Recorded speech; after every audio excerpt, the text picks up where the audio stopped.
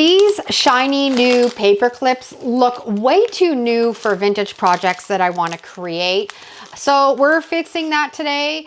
I'm going to show you how you can turn cheap metal supplies into rusty vintage looking pieces for junk journals, tags, ephemera, DIYs. We are making shiny things look authentically old. Let's get started.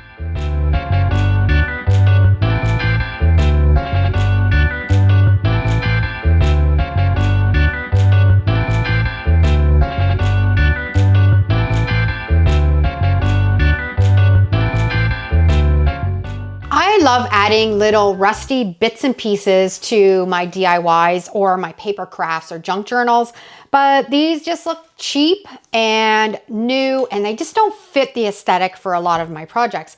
I'm going to show you today how you can turn them rusty really easy. So the first thing that we're going to do, I picked these up at the dollar store. I've had them in my stash. I've got some safety pins. I've got some paper clips. You can use some nails, some maybe doorknobs, some hardware, whatever you want to turn rusty. This recipe is going to work great for that. Now, the first trick with this is these are made with a coating on top of it so they don't rust. Because they can't sell things that are going to be in a package like this and rust. Nobody wants to really buy that. So the first thing that we have to do, I've got a bunch of paper clips and little safety pins here. You need to take off that protective coating.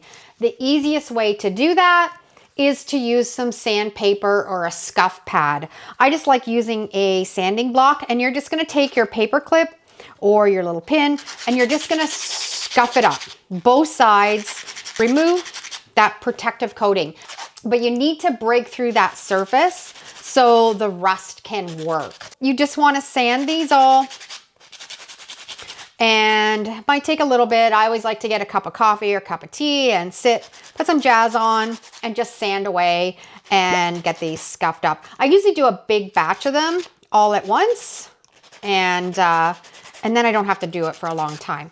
So I'm going to work away. We're going to sand all of these down, and then I'm going to come back and show you the recipe to make these rust. And just like that, we have them all sanded down. Now you want to get an open dish, something that's got a wide surface area, because you need to have oxygen get at this to oxidize and make it turn to rust. So we're going to take all of these, we're going to throw them in here. Do not put it in a mason jar and put a lid on it. This, as it's rusting, creates a gas and it could pop off the lid.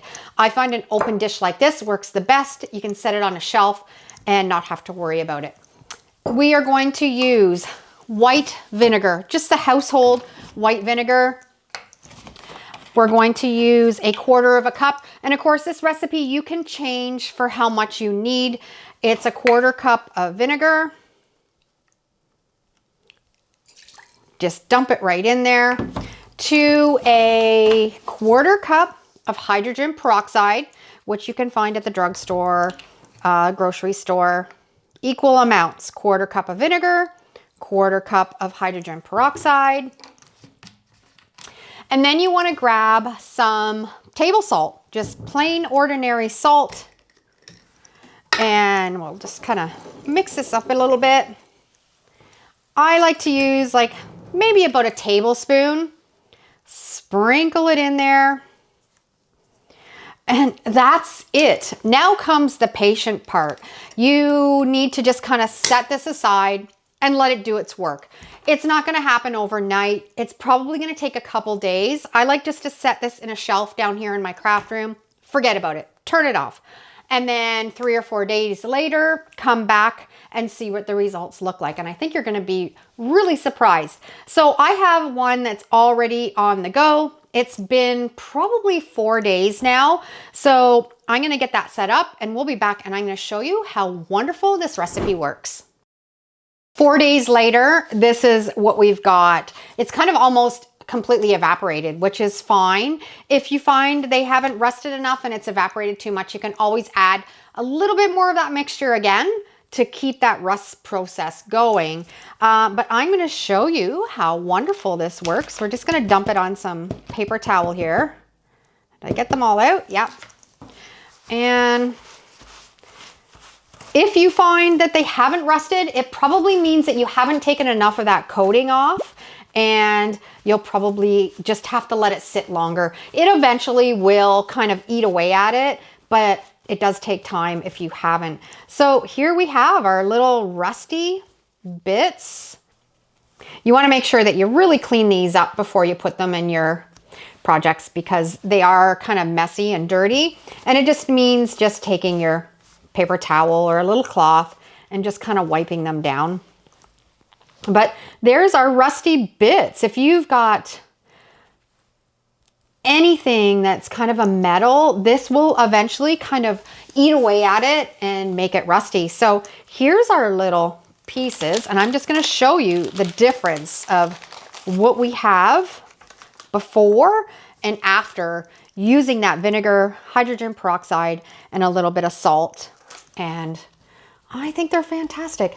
Really great for junk journalers, mixed media, scrapbooking, something that you want to add on. Maybe you have a rusty picture and you want to add it on something, or not a rusty if you have an old vintage picture or an antique picture and you want to put it on something and you don't want like a real new looking paper clip, you can just use one that's rusty like this on your project.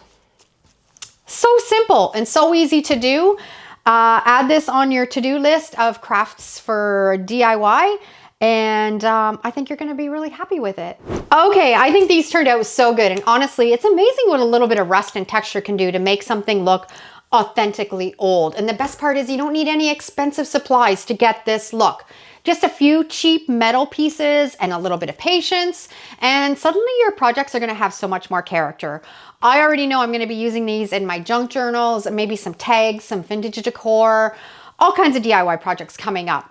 What would you actually use these for? Let me know down in the comments, and I'm always looking for more ideas. If you love this video, I am sure you're going to love this next one here. Or have you seen the video where I make some DIY stain with steel wool? It's much like this process, and you might be interested in watching it. Thanks for watching. Have a great day, and we're going to see you in the next video.